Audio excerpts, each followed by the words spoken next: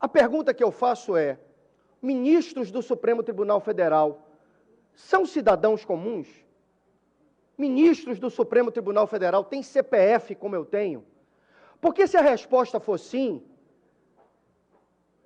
é absurda a decisão do ministro Alexandre de Moraes, pelo alvedrio da sua caneta, barrar a ação de auditores fiscais da Receita Federal do Brasil. Eu tenho CPF, eu estou submetido à legislação nacional. Então, se o meu patrimônio apresentar alguma inconsistência, a Receita Federal, em algum momento, vai me fazer questionamentos.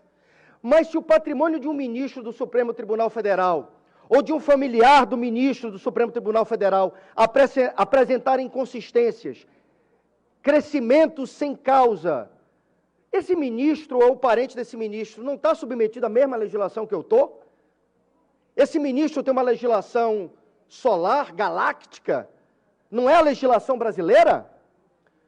O ministro Alexandre de Moraes, na caneta, suspendeu uma ação lógica, dentro dos parâmetros da Receita Federal, dentro da competência dos auditores da Receita Federal, porque essa investigação alcançava parentes e um próprio ministro do Supremo Tribunal Federal. Que país é esse? Que país é esse? O ministro tem um CPF melhor que o meu? O parente do ministro tem um CPF melhor que o meu?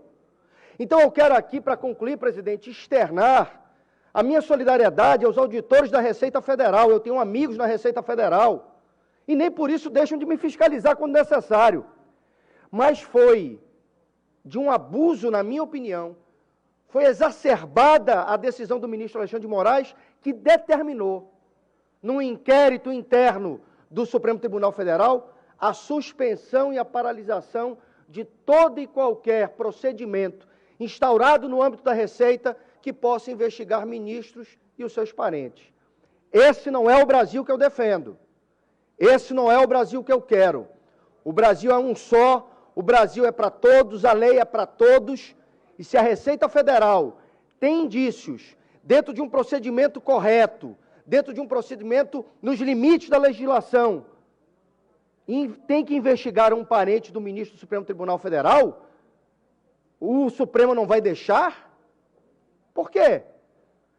Então, eu concluo dizendo, o Brasil não merece esse tipo de comportamento. O Supremo Tribunal Federal não pode fazer daquela máxima popular, faço o que eu digo, mas não faço o que eu faço, a sua couraça de proteção. Ministro do Supremo, assim como político, como vereador, como prefeito, como governador, como presidente, precisa se comportar e se impor pelo exemplo, não pela força da sua caneta. A minha solidariedade aos auditores da Receita Federal do Brasil. Muito obrigado, que Deus abençoe essa nação.